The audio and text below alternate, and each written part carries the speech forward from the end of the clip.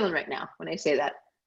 Anxious. I don't even know Yeah, what you're going to say, but I'm anxious. right, right.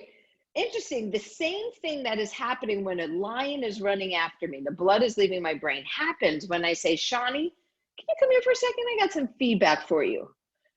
So we got to be mindful of that. If the person we're giving feedback to does not have blood in their brain, or not that much, very difficult for them to hear what you're saying or to think about it. I mean, how many of us, when we're in a conversation, in that moment, I don't know what the hell to say, but an hour later, oh man, do I know.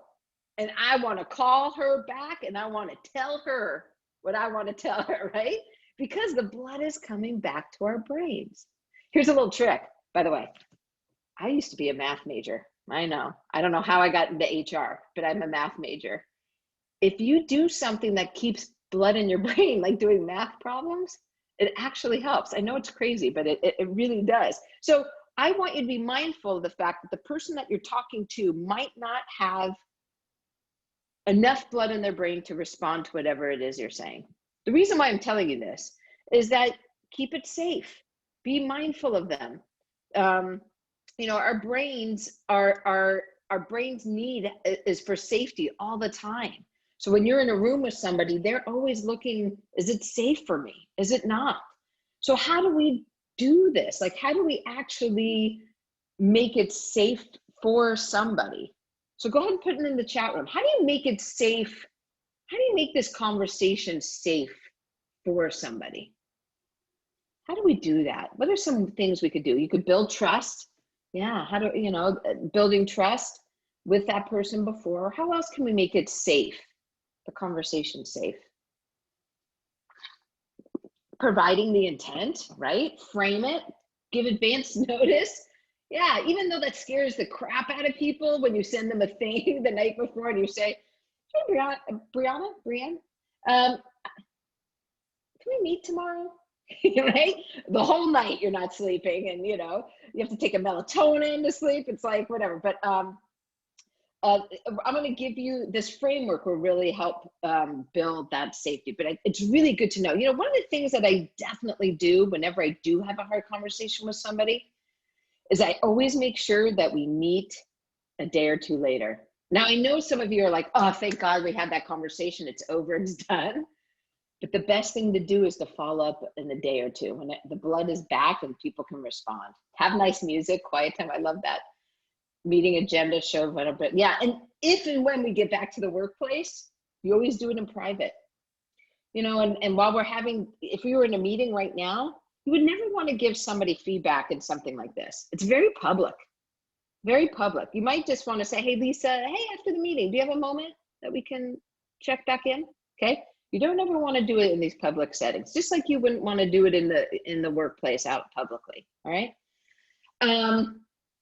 So, people don't get defensive about what you say, but they do wonder why you're saying it. And this is really where the intent is going to be helpful for you. Now, what do the best people leaders do when they have these hard conversations? Well, they separate facts from stories, truly. So for everything we see and hear in this world, we tell ourselves a story about why it happened. Think about it.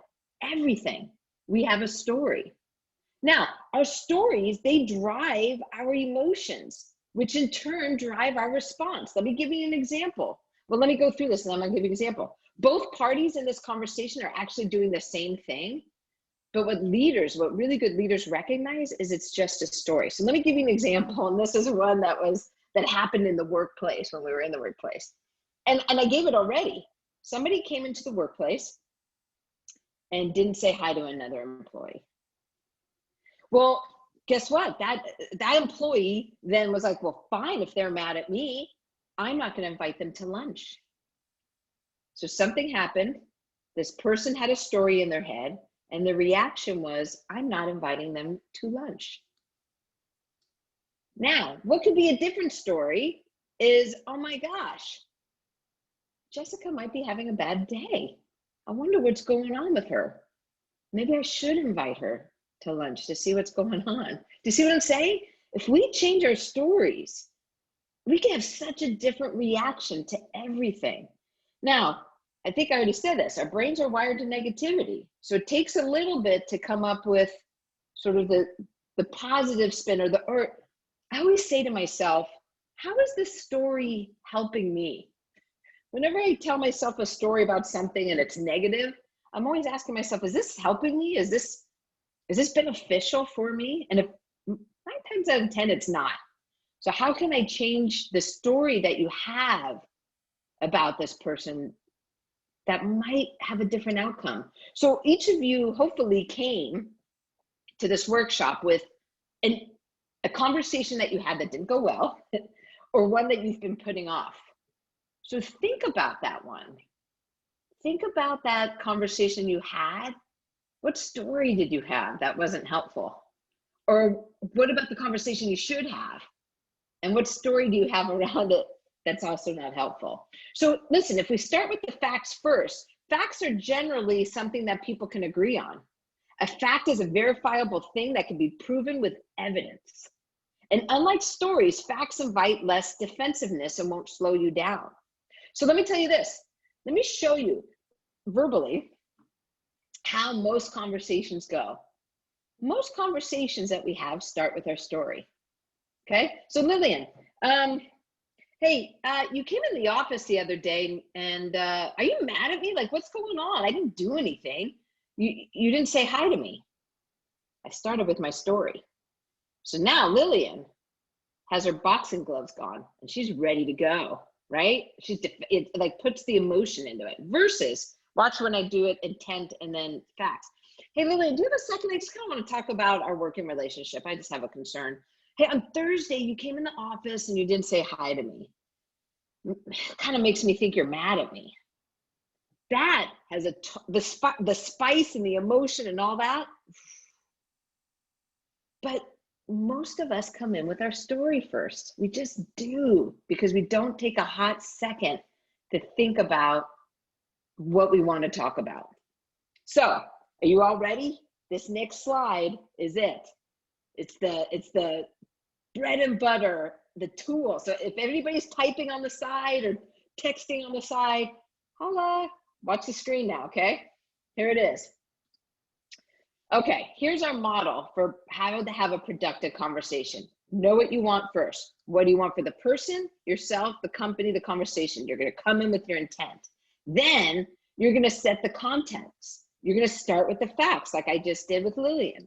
You say the facts first, and then that's when you get to tell your story, but only after you get the facts.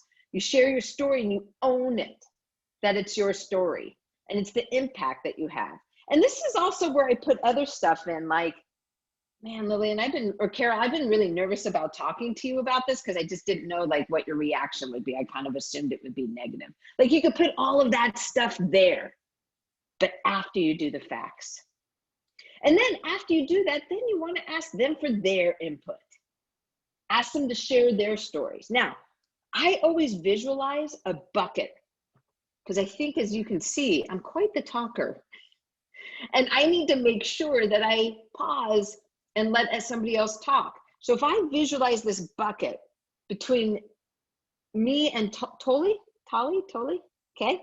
And if I'm only talking, this bucket is really filled with my stuff. So I kind of visualize, oh, I better stop talking and make sure that some of it is what she's saying as well. Okay, so you're gonna ask for their input. And then finally, the two of you are gonna agree on what's the next steps. What are the next steps? What are you gonna do? And throughout the whole thing, you're going to maintain psychological safety, meaning you're gonna listen, you're not gonna interrupt, you're gonna talk with a tentative tone, you're not gonna talk with like a boxing tone, all of those kind of things. And that's what we say up here. Speak very curiously. And I know this is hard to do with somebody that you don't care for. I get it, especially right now with voting happening and all the political talk. It's very difficult to stay curious and have a tentative tone. but you won't have a good conversation. Nobody will be heard. Somebody's going to leave mad, and then that's not going to help at all. So let me pause here for a second and see if anybody has any comments or questions in the chat room based on this. And I know this seems very basic and minor, but we don't do it. We literally don't do it because we let our emotions get the best of us and we come in with our stories. And then it's like the fight is on. Any questions or comments that anybody has about this? Gives me a moment to have a cocktail. Nah, just water. What if the other side is mad? Yeah.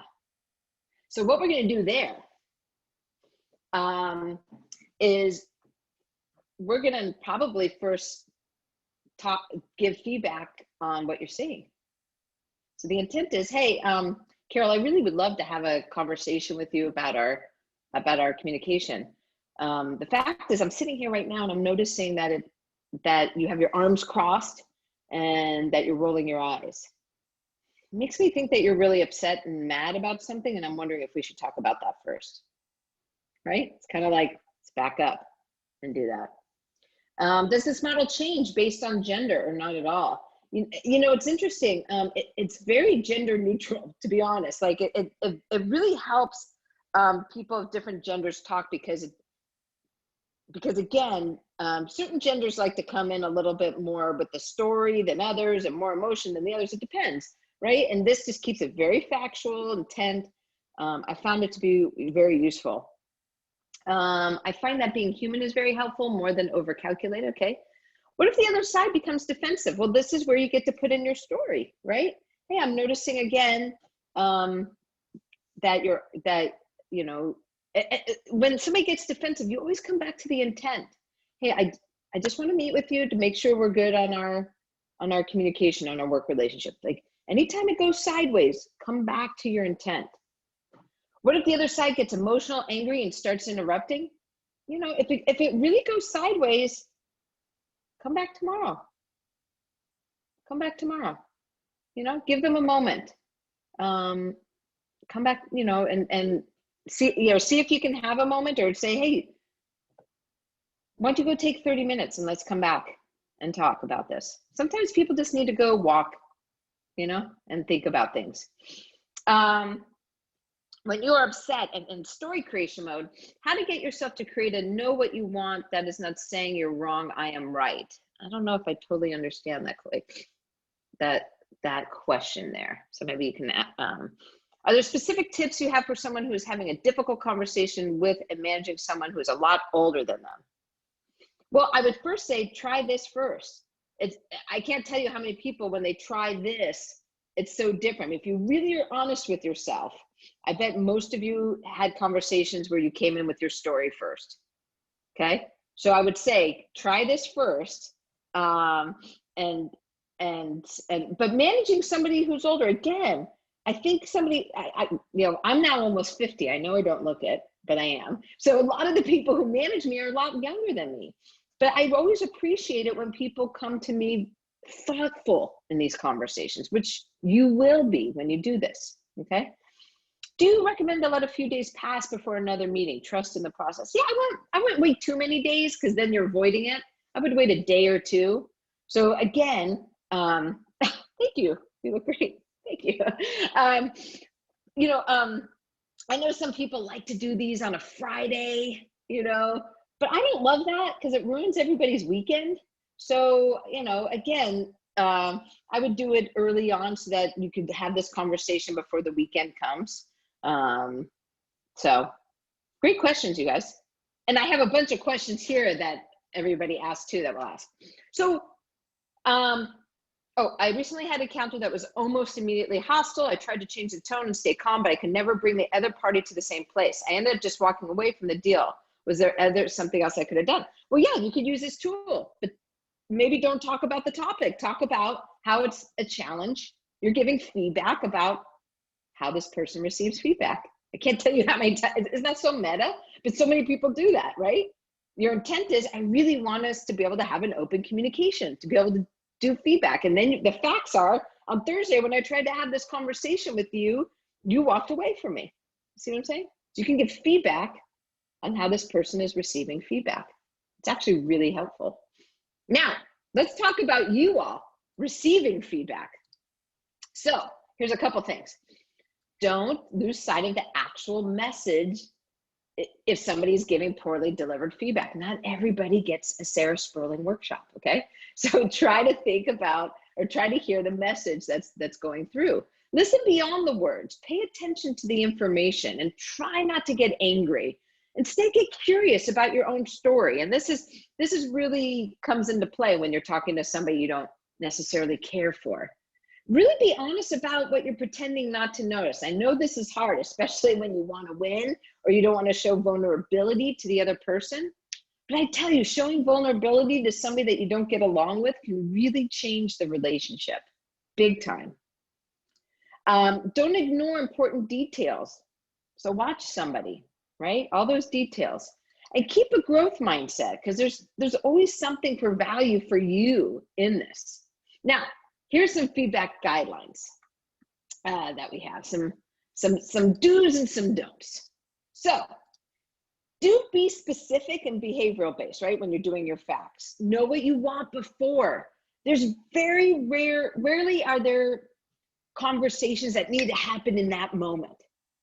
You can wait 5 minutes. You can wait 10 minutes. Just script something, anything. Use empathetic listening, be honest and challenging.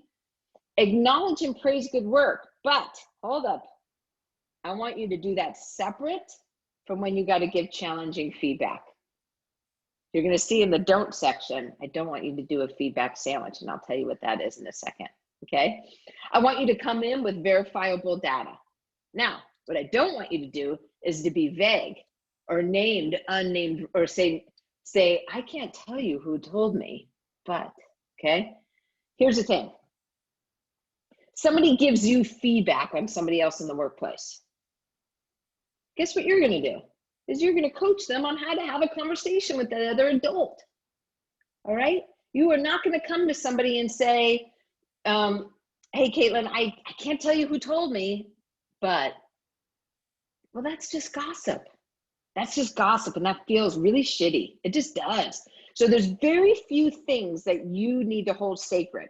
And those are things around harassment, around discrimination, those kind of things. Those kind of things you don't want to be like, well, go ahead and have that conversation. No. So again, if the person doesn't want you to use their name, don't use that feedback, okay? Or one thing that I usually do when somebody keeps doing that to me, don't tell her that I told you this. Then I say, oh, okay, well, I'm going to, or you're either going to tell her or I'm going to, and I'm going to tell her that it was you. That's a really quick way to have that person stop giving you the, the anonymous feedback stuff. Don't share feedback in a public setting. Don't talk or interrupt people. Don't overwhelm them with too much feedback. Just because you or I was too hesitant to give them feedback, I now have 5 things I want to tell you, Yin Yin. I got 5 things I want to tell you. No, one at a time, okay? Don't wait until you got tons of things. Don't use the feedback sandwich, okay? Feedback sandwich. I think most of you know who that is, but if you don't, that's coming in with something good to then tell them the bad stuff, and then end it with something good.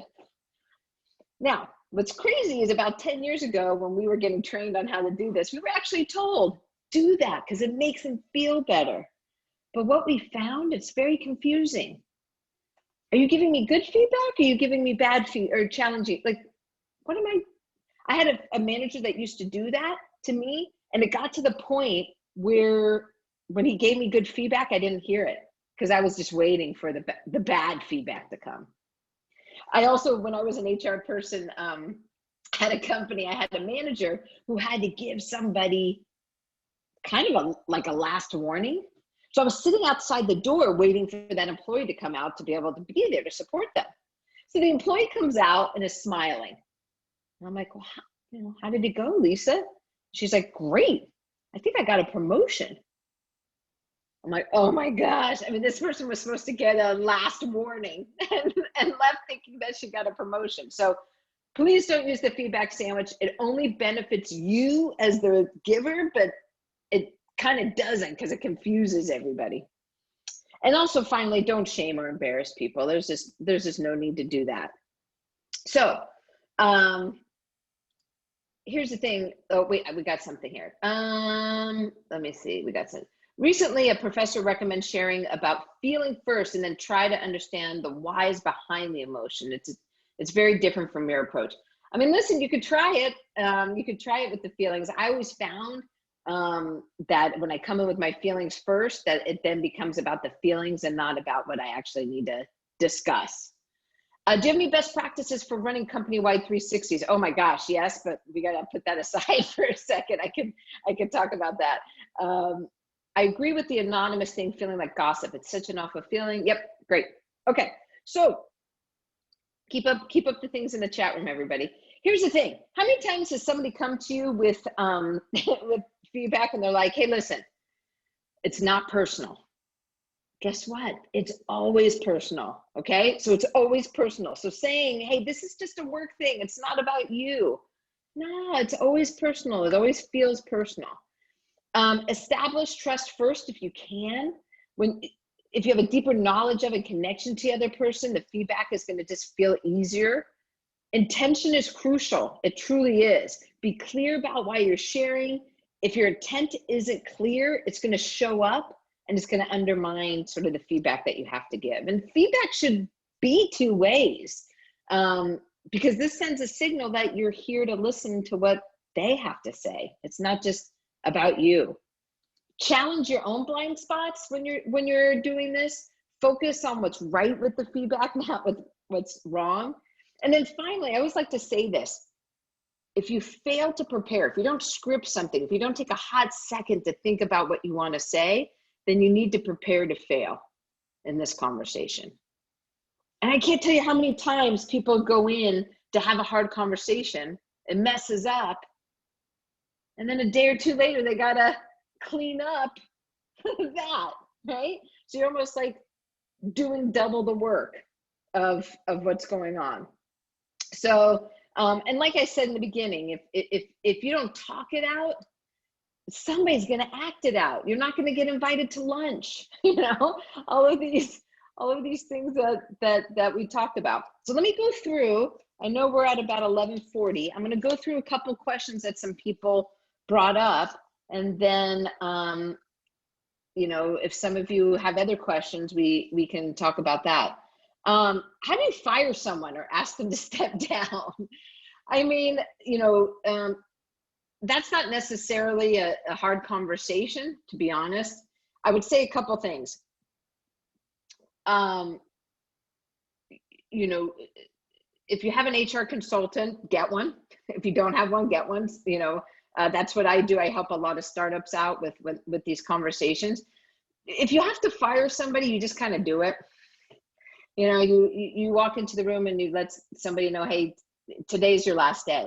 I don't ever like to come in and do like a big story and then say, and today's your last day. I usually come in and I'm very direct. In terms of, you know, and this is a very specific question. So, you know, if somebody wants to hit me up afterwards, I can definitely help with that one. How do you approach a conversation with our PR agency that we're not seeing the results? So basically, this is a third party that you have. Some of you might be using third party folks. How do you have a hard conversation with them? You do it the way that we talked about here in terms of the intent and what you were intending and the fact. You know, let me go back to that slide so that we can have that. Like, you know, what is it that the facts are? You know, it's interesting. I'm a third party person. And we take feedback actually a lot better. I take feedback so much better than I did when I was actually working inside of a company. But you do the same thing. You tell them the facts that you see and you kind of tell your story around it. There's a lot of questions here about letting people go. That's interesting because once you get to the point of letting somebody go, you should have already had a ton of hard conversations. So the actual letting go of somebody isn't the hard conversation. It's actually, like I said, when I let people go, it is 5 minutes or less, okay? But the hard conversations should be a build up to this day. All right. Let me see, Jessica. Oh, Tina is like, how do we get in touch with you? Okay, here, hold on. Let me go ahead, and if anybody wants to get in touch with me, let me put in my email right there. Okay, so if anybody needs to email me afterwards, there it is right there. Okay. Let's see. How do you have a conversation with the team after you fire a co-founder? Wow. So, that's definitely, you'll want to stand in front of the company and let everybody know that yesterday was Sarah's last day at the company. And, a lot of things are confidential when you fire somebody. Okay. There's a lot of things that people don't need to know. Okay. People want to know specifics, but I think really what people want to know is that they're safe and that they're safe in their job. And so stay focused on that. But when you fire somebody, anybody, you got to stay confidential with the reasonings and all the terms around that, and really focusing on sort of the future. Now, I would always say that if anybody wants to meet with you one-on-one, that would be great. Because again, it's a fear. It's mostly that they have a fear about themselves and their own position. Let's see, Jessica, forgive me if you go address, but what would you advise when your co-founder has different communication style, pretty gruff, just doesn't have the skill on term? Do I keep it? I'm dealing with that right now with the company. And let me tell you, what's really helped is to get coaching. It's very difficult for them to hear it from you, the other co-founder, but it's much easier to hear it from a coach and to have that person. So I would highly talk about that. But if you can't do that, then use this tool. Again, your intent is that you want to keep open communication between you and there's a lot of questions here, by the way, about co-founder stuff, that you want your communication to be well. And then you get into the facts. You tell some facts about some of the communication that you had, and your story around it is that it's pretty rough, but again, you take the spice out of it when you give the facts first. So try that out. Will there be a recording of this afterwards? Is there going to be I don't think so, right? We're not going to share it because, no. But again, if anybody wants to get a hold of me, let me know. Okay. Oh, you already said that in there. Okay. What do you do when an investor pushes for the IP? But, oh gosh, I don't know about that. You might want to ask your lawyer about that kind of stuff. Startup coaches for co-founders. Yeah, I'm getting hit up a ton. It's really hard right now for co-founders. So, I mean, I'm a coach for a ton of co-founders. I'm sure Marion can also put you in touch with some other ones that she knows of.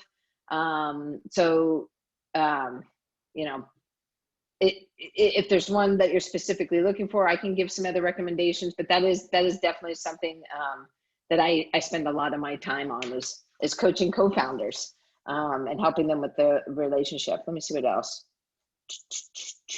Yes, tons of stuff here. Honestly, anytime that you're going to fire somebody or do that, especially in a startup life, you got to talk to your legal. Okay. Don't do anything without legal, and also talking to an HR consultant. What other questions do you all have that I can answer? And it's 11:45, so we could, ideally, what it would be really great, because, and I think we're going to probably see a big drop off as soon as I recommend this. But Marion's going to put you all into rooms to meet somebody else and to try out. See, this is where we start seeing people drop off, but that's okay. And to talk about, because it's so great to talk to somebody that you don't know and that you can get some advice from about the conversation that you had that didn't go well, or the one that you need to have using this framework. So this is where we see everybody drop off. So Marion, do those of you who want to stay and do that, stay on. And those that don't, it was so great meeting you. But let me tell you, when we get feedback, this is where we get the highest feedback, is people come back and say, it was so great to meet somebody and to get some feedback from somebody about this conversation. So I would highly suggest that you stay on to do this. I'm only concerned, Marion, is the ones that aren't showing video if they're really there. So I would ask that if you want to do this, you know, I just hate for you to be put into a room with somebody that's not there. So I don't know, Marion, how you want to do this? Yes. I did see one last question come in from Laureen, and then Okay. while Great. I do that, I'm watching the participants drop off, and we'll start breaking off everyone into groups. What's the best way to lighten the mood after having these difficult conversations? Listen, that's a little bit feedback sandwichy, to be honest, right, Lauren? Like, I don't know if you have to lighten the mood, but you can say, hey, listen, I really appreciate you hearing this. I know it wasn't easy. So, you know, I think giving sort of positive reinforcement of that conversation, Lauren, it would be good. I would just be hesitant about like lightening the mood because it is a tough conversation. You do want them to take it seriously. So, you know, I think telling them, hey, this is really important. I'd like to meet with you in a day or two would be great as well. Marion, why don't we do this? Why don't we put people in rooms of 3 just in case if one person has dropped off or is not really there, at least the 2 can meet. How's that sound? Great. Yes, sounds good. And we're only going to do this for a quick 10 minutes.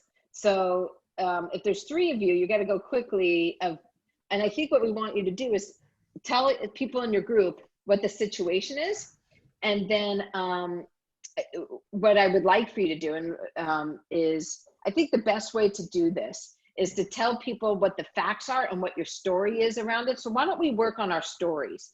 Because I don't think we're going to have enough time to role play. So I think it'd be great to talk to each other about what's the story that you have, like what's your intent, what's the facts, what's the story, and get some feedback on that from somebody else. You know, give them, so mine would be like, hey, I came in, I was on this phone call and Brianna interrupted me.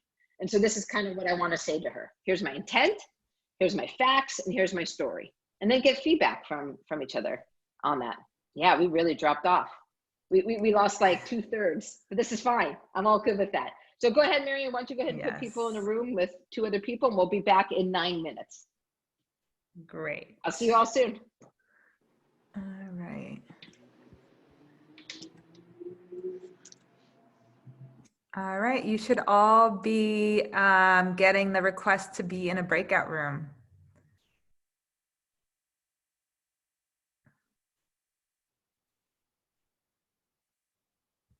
Perfect.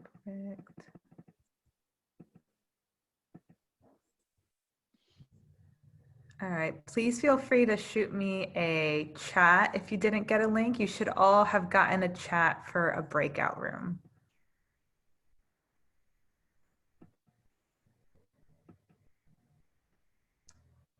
Let's see.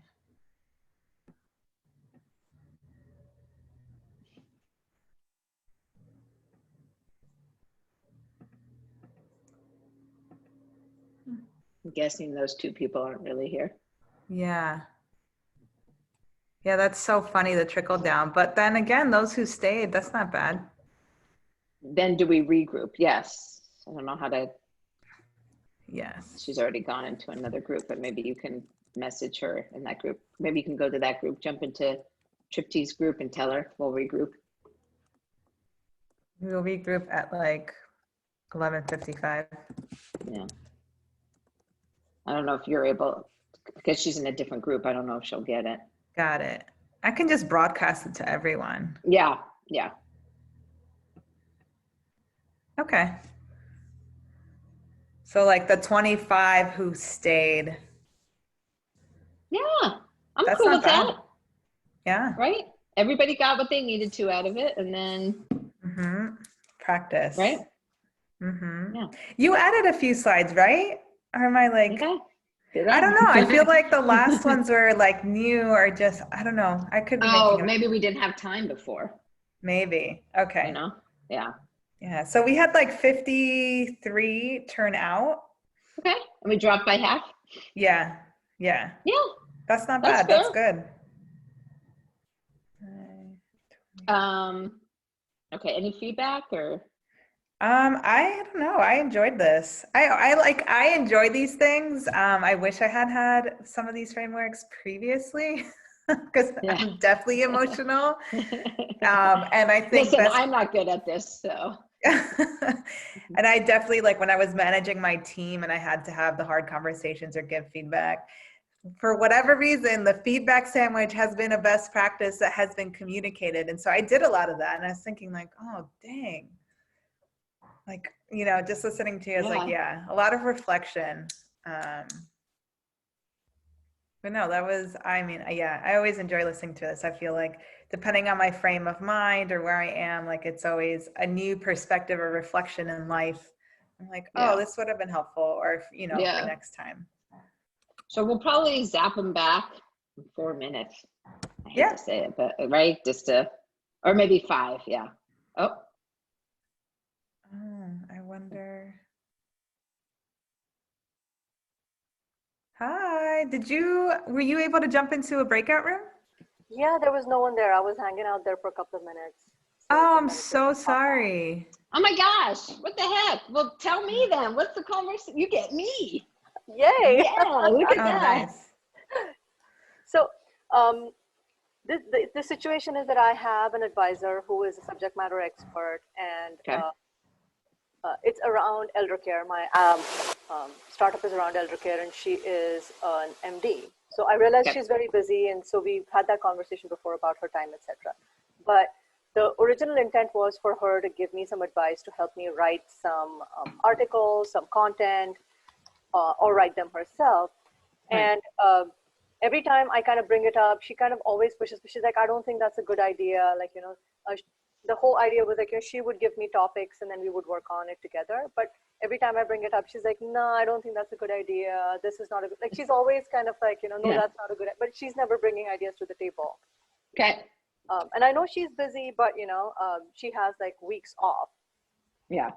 So we meet during those weeks and it's always kind of like, no, I don't think that's a good idea. So how do I? Okay. So what's your intent? Why do you want to meet with her? So the intention is to get a plan around creating this content that would go on the webpage, would go on social media. What are some facts?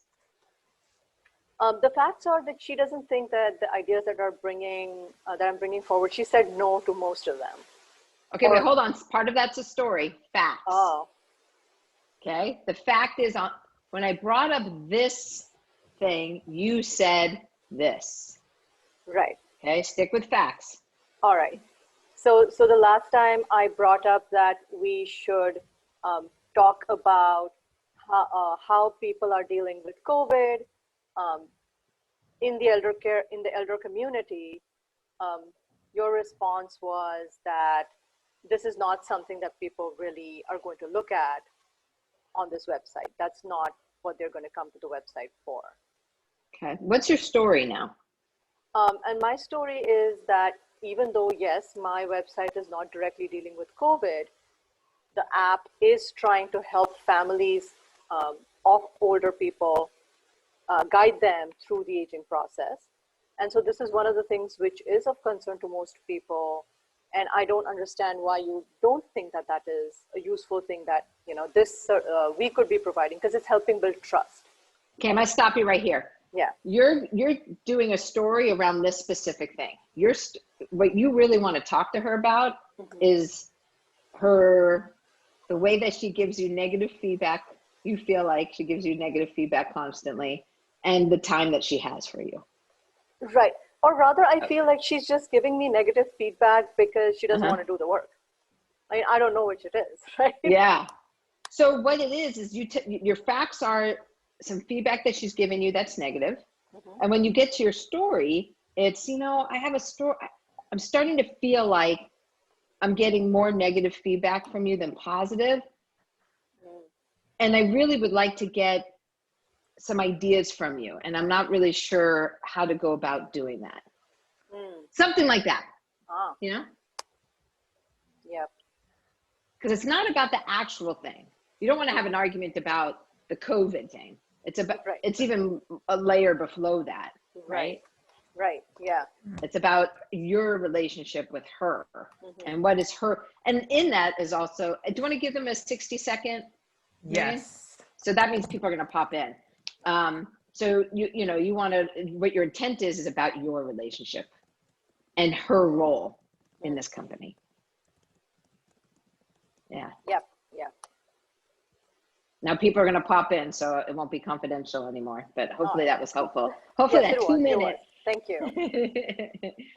You're welcome. All right. Okay, so I'm setting off. They'll be coming in, well, actually now or 45 seconds. Okay. Yeah. Okay. No, this is really useful. This is super useful. And especially the sandwich, because we used to do that at work all the time. And I can totally see why you say it wouldn't work, because that example you gave, I mean, there was almost an example exactly like that, which did take place, where the person did not feel like he was getting told that he's not doing his work. He was like, oh, okay then. Yeah. Yeah. I know the feedback sandwich has gotten me in trouble so many times, and they leave like, so they, misunderstood. Hi, everybody. Welcome back. How many seconds left? Everyone should be coming back. Everybody's forced back into the room. Well, first of all, it's great now to see like all faces. Like, that's awesome. Or most faces. We're getting there. Hopefully that was fun for each of you to meet somebody too, even like somebody around the world, and maybe you guys will stay connected. Any sort of comments, or is there anything that somebody, if you unmute yourself, I could call on you. Anything that anybody wants to share that was like, oh my God, that was amazing. I want to, like kind of like a aha moment. If you unmute yourself, I'll be able to call on you. Yes, Robin. Yeah, so I think that naturally I'm also someone who likes social cohesion and is more prone to maybe a feedback sandwich. But hearing from someone else in our breakout group how easy it is to confuse with that sort of information, it just reaffirmed, it's actually much more respectful to just be very clear, rip off the Band-Aid, and that's the most respectful thing you can do. And so to hear that outside of myself was so nice. So thank you. Marion, somebody asked, how do we stay connected with the people from our groups? Yes, I mean, if you all want to use the chat, feel free. I'll keep it. Yeah, write your emails in. I think you can also chat each other. And I can keep the chat open for the next, 10 minutes after we close out here. So definitely, for whoever you want to connect with, feel free to use this here. There is also a button that says save chat. So everybody can save the chat for themselves to see all the names. Oh, perfect. That's it's even next better. It's on the right-hand side, Save Great. chat. Got it. Carol, did you have something you wanted to say? Well, I think in COVID, normally difficult conversations are bad enough, but Yeah. I think we all have to kind of give ourselves a little slack, a little break, and extra self-care, extra nurturing. These are challenging times. Be kind. Yeah, totally. Shani, and then Olga. Yeah, thank you so much. I think in talking to Aneri, what struck me was that when it comes to fight or flight in these crucial conversations, I might have a tendency towards flight.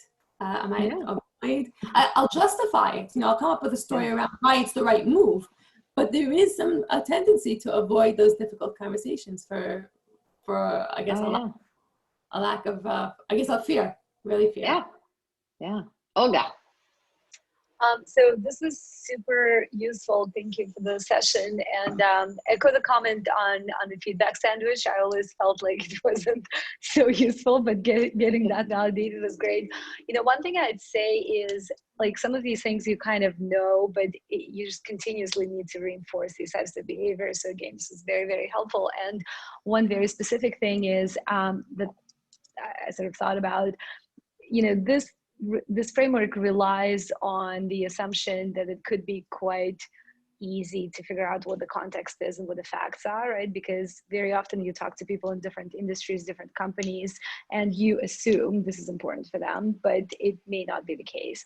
And so one thing to think about is sometimes you actually may not even get to agree on next steps in the end of the meeting, right? Like it literally, like your whole meeting might just be about setting the context and getting everyone to feel comfortable to share their facts, assumptions, and truth. And so I actually had a question for you of kind of like, how do you, like, what's the best way to say it without, you know, sounding, I don't know, a little bit artificial and awkward, but kind of, you know, let's agree on the shared assumptions, and like, let's agree on here's what I think I know about your business. Like, what's a non-awkward way to frame it? Well, let me just say this. It's 12 o'clock. So those of you who have to go, it's great meeting you.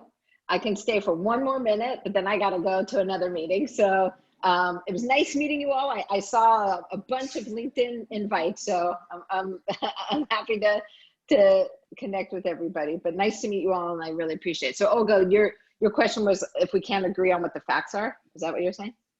Yes, like what's a non-awkward way to say, now we will be spending time on figuring out what our facts are? Well, you wouldn't do that. You would come in and be like, hey, you know, Olga, I want to talk to you about our relationship, our working relationship on Thursday when we were in a meeting. So you're not asking to agree on the facts. You're stating the facts, right? And now the other person could be like, no, that's not how I see it. I mean, you guys could go back and forth on that, but again, that's where your intent pulls you back. No, let's come back. We're here to talk about our working relationship. Let's not go sideways and all that. So that's where your intent is really, really important. I am so sorry. I have got to go. But this is great. Thank you. It was nice meeting you all. And thank you, All Raise, for having me. Yes, thank you, Sarah. Thank you everyone for joining us. We appreciate it. And until next time, have a good one. And thank you, Sarah, so much. You're welcome. Thank you, Sarah. Bye, everybody. Have a good one. Thank you. Bye. Thank you. Bye.